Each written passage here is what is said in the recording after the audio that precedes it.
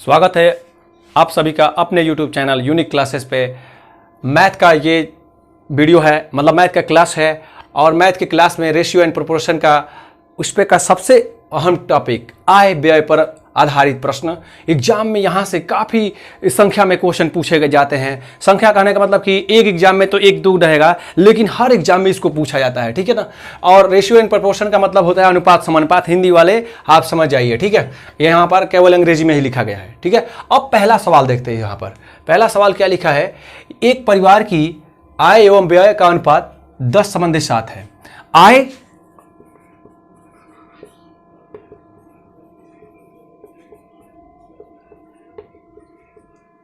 10:7 है। यदि उस परिवार का व्यय 10,500 रुपया है। व्यय कहने का मतलब है कि देखिए ये इसका मान दिया है, यानी कि इसको आप निर्धारित नहीं कर सकते हैं। आय व्यय में हमने अनुपात समानुपात में पढ़ाया था, तो ये 7x और ये 10x, ठीक से। यहां से ठीक उसी तरह से अब देखिए ये क्या है भैया, ये व्यय दिया है 10,500, यानी इस डाटा का दिया गया है 10,500। 7x का मान क्या है, 10,500 है। तो आप x का मान निकाल लीजिए। x का मान निकालिए तो यह 7 की पहाड़ा से यह 15 बार में कट जाएगा। x का मान आ गया आपका 1500। अब आपसे क्या पूछ रहा है उसकी बचत क्या होगी। तो मैं आपको एक फॉर्मेट बता दे रहा हूं। आय बराबर व्यय का मतलब खर्च, व्यय प्लस बचत होती है, ठीक है। व्यय प्लस बचत होती है। तो ये बताइए कि इसकी आय क्या है। आय इसकी 10 है, आय 10 है, और क्या है, व्यय क्या है 7 है। तो बचत कितनी हो जाएगी, क्योंकि 10 बराबर 10 होना चाहिए, तो 3 हो जाएगी। यानी बचत का मान हो गया 3x, और 3x का ही आपको बताना है। यहाँ पर देखिए ये 10 है ना, यहाँ पर 7 है, तो बचत कितना आ गया 3x। बचत बराबर आपका हो गया 3x, और 3x का ही आपको मान बताना है। 3 गुना x का मान है 1500, तो 4500 हो जाएगा बचत, ठीक है। कितना हो जाएगा 4500। क्वेश्चन नंबर 2 देखते हैं, इसको नोट कीजिए फटाफट। क्वेश्चन नंबर 2 देखते हैं, ये वाला फॉर्मेट बना लीजिएगा। आय बराबर व्यय प्लस बचत। आय जब आपका 10 है तो इधर भी 10 होना चाहिए, तो व्यय दिया था तो 3 हम जोड़ दिए तो 10 हो गया। या फिर आप बचत बराबर इस तरह से कर देते तो माइनस करके वही आता, लेकिन हमने डायरेक्ट लिख दिया। इसको ऐसे भी लिख सकते थे ना, बचत बराबर 10 - 7 बराबर 3, ऐसे भी आ जाता, लेकिन मैंने डायरेक्ट लिख दिया। कोई दिक्कत नहीं है, आप लोग इतने भी प्राइमरी स्तर के नहीं है। तो आप इस सवाल को आपने अच्छी तरह से पढ़ लिया। अब दूसरे सवाल को देखते हैं, ठीक है। क्या रहा है, राहुल अपने आय का कुछ भाग खर्च करता है, तथा शेष भाग बचाता है। उसके व्यय एवं बचत का अनुपात 6:1 है। तो देखिए आपको मैंने बताया था आय बराबर व्यय मतलब खर्च होता है, व्यय प्लस बचत। तो आप ये बताइए कि उसकी आय कुछ दिया है, कुछ किसी का तो अनुपात दिया होगा। हाँ देखिए उसके व्यय एवं बचत का अनुपात दिया है। व्यय और बचत का दिया है, इसका दिया है 6 और इसका दिया है 1, यानी कि 6 + 1 यानी कि आय हो जाएगा 7।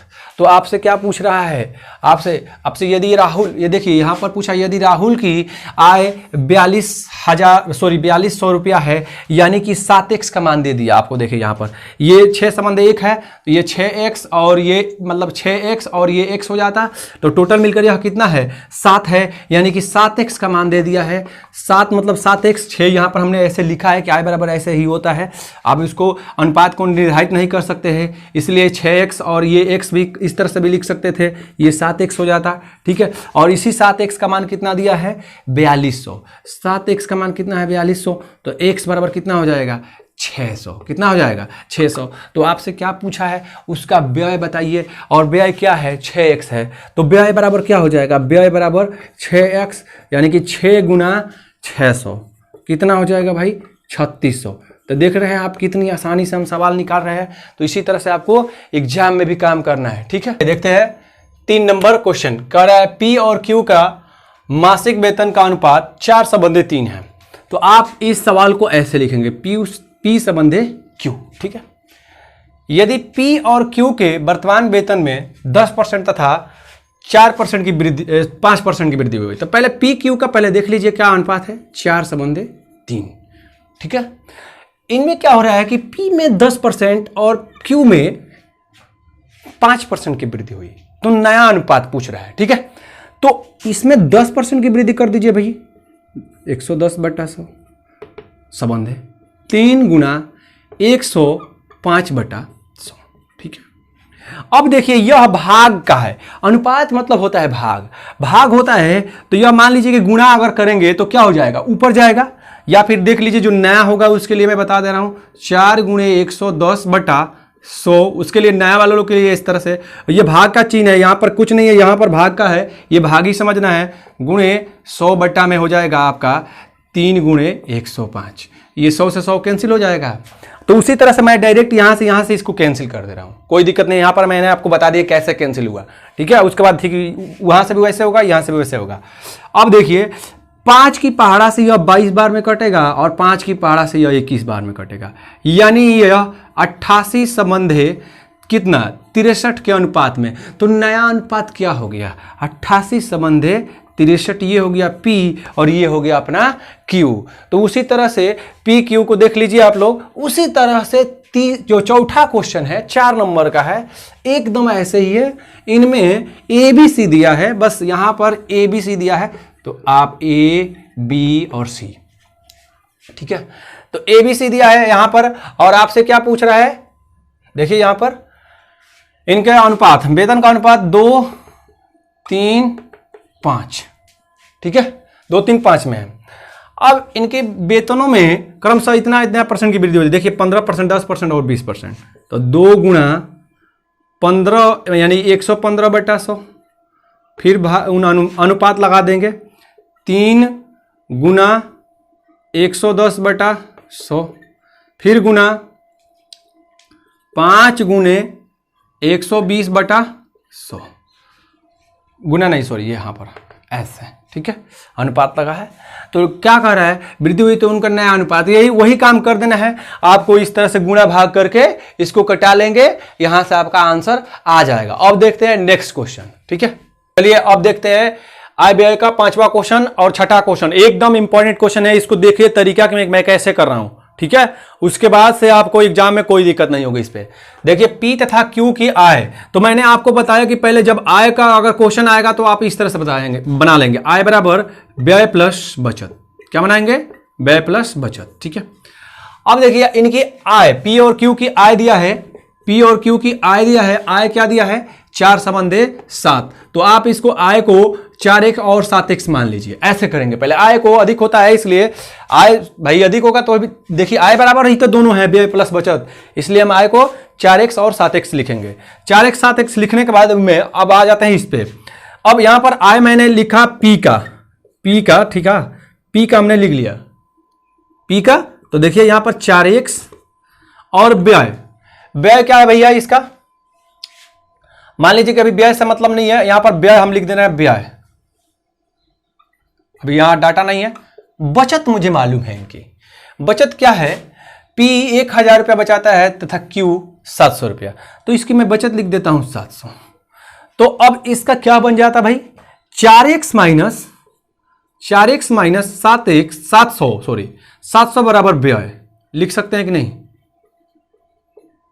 तो P का व्यय जो होगा वो लिख देंगे। P का व्यय क्या है, व्यय में दिया है अनुपात, देखिए यहां पर व्यय में 3 संबंध 7, यह आय का है, यह आय का अनुपात है, और यहां से व्यय का अनुपात देख लीजिए अलग है, व्यय का अनुपात P और Q का अलग है, P का है 3 और Q का है 7। तो आपको क्या करना है, फॉर्मेट बनाने में वो ध्यान में रखना है। तो ठीक इसी तरह Q का भी हम लिखेंगे, Q का इसी तरह से, तो Q का कितना है भाई 7, तो 7x, ठीक है, बराबर 7x है ना, बराबर व्यय प्लस बचत कितना है इनका, सॉरी इनका 1000 है, P का 1000 है। ठीक है, कोई दिक्कत नहीं है, इसको 1000 बना देते हैं, और इनको यहां भी 1000 बना दीजिए, कोई दिक्कत नहीं है, और इनका 700 है, गलत लिख दिए थे। ठीक है, इनका 700 है, तो अब इनका व्यय क्या हो जाएगा, इनका व्यय अब इस प्रकार का हो जाएगा, यानी कि 7x माइनस 700। ठीक है, व्यय क्या हो जाएगा 7x माइनस 700। अब आपको करना क्या है, ऐसे जब आपको मिल गया है तो इसके बाद का क्या करना है वो देखिए। इसके बाद वाले के लिए मैं इरेज कर दे रहा हूं आपको, यहां से यहां पर मैं इरेज कर दे रहा हूं आपको। देखिए करना क्या है, पहला जो दिया है इनका 4x माइनस 1000 बराबर 3 संबंध 7 इनके व्यय है, तो इनका 3 लिख देंगे। ठीक है, दूसरे वाले को क्या करेंगे, 7x माइनस कितना है 700 बराबर, बराबर तो लगा ही है, बराबर ऐसे बना देंगे और 3 संबंध 7 है तो 3/7 ऐसे ही कर लेंगे और हमारा यह तिर्यक गुणा हो जाएगा। तो 28x माइनस 7000 बराबर हो जाएगा आपका 21x और यहां से आपका हो जाएगा माइनस 2100।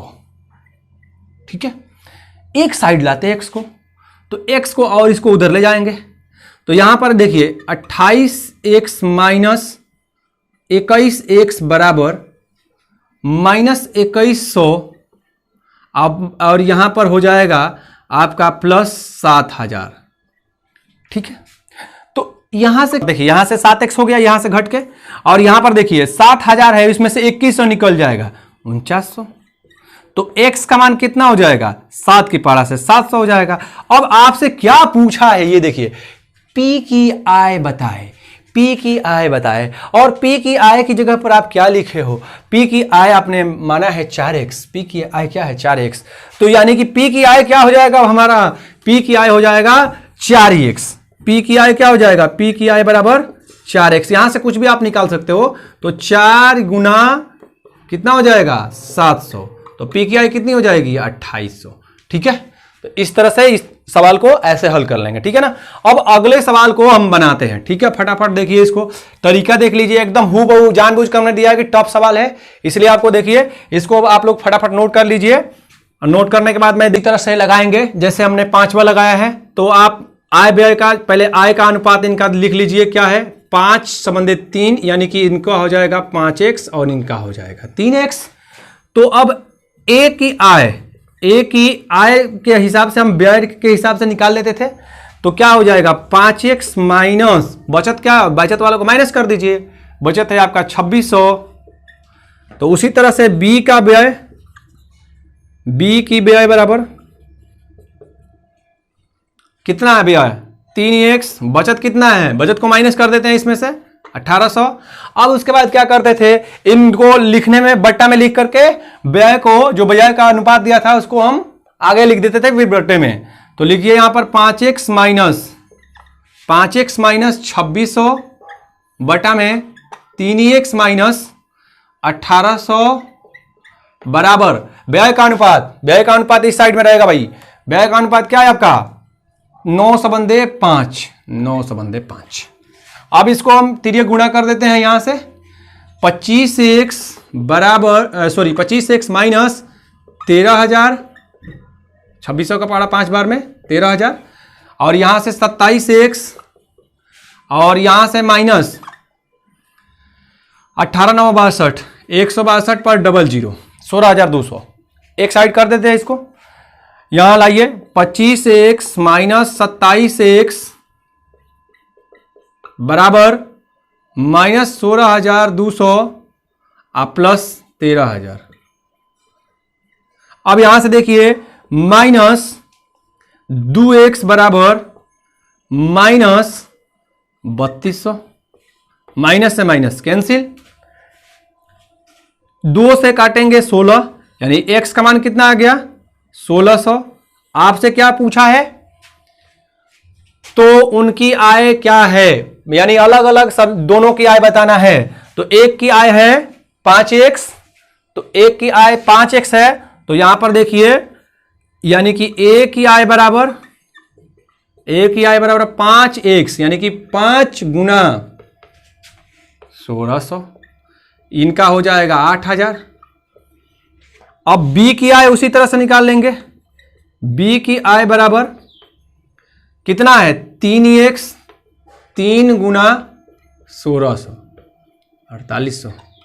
ठीक है, तो इस प्रकार के सवाल को आप ऐसे करेंगे, पहले आय व्यय जो लिखा होगा उसका लिख लेंगे, क्योंकि आय अधिक होता है, आय व्यय को नहीं, पहले आय को लिखेंगे 5x 3x, फिर उसके बाद से उसमें से जो बचत है उसको माइनस कर देंगे, और उसके बाद जो आपका व्यय का अनुपात दिया रहेगा उसको अनुपात में लिख देंगे, सवाल को तिर्यक गुणा करा देंगे, सवाल आपका सॉल्व, मैटर सॉल्व। धन्यवाद।